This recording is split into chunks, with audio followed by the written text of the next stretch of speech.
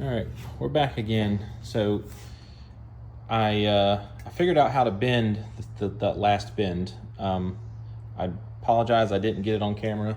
I got it set up. I still got the setup over here. I'll show you real quick. So I ended up just moving this down and putting some risers underneath here. That way the piece could kind of swing underneath, and then as you bend it, it'll kind of like whoop, swing out. So it wasn't exactly right because the depth of the that piece only allowed it to go to about there. So I think we're about an inch off on our height, but I put it under the tractor and it seems like it's close. I'm gonna do some more messing around with that here in just a few minutes. But so this is it. It's not perfect by no means. And then also came and cut out these reliefs similar to, you know, what was on the original piece.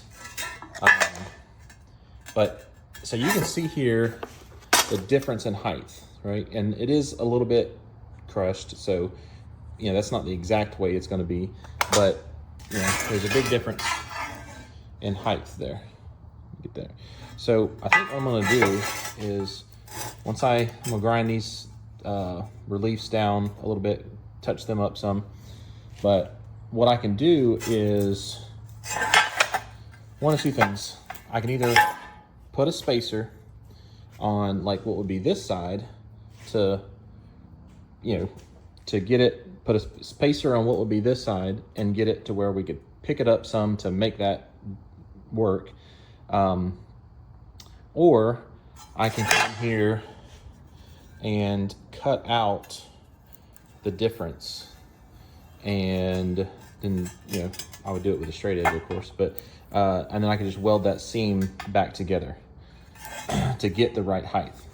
I'm leaning more towards that version than a spacer, only because spacers are just more things to keep up with.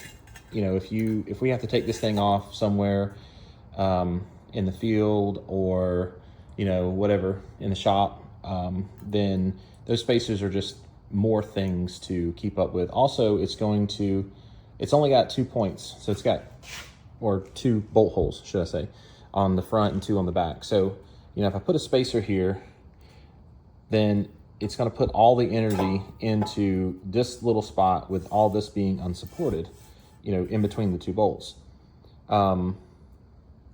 Not necessarily a big deal. I could take, I got some of this 1-inch tubing here that I made some dress racks out of that I didn't get on camera, but so this is 1 inch by 1 inch 14 gauge tubing.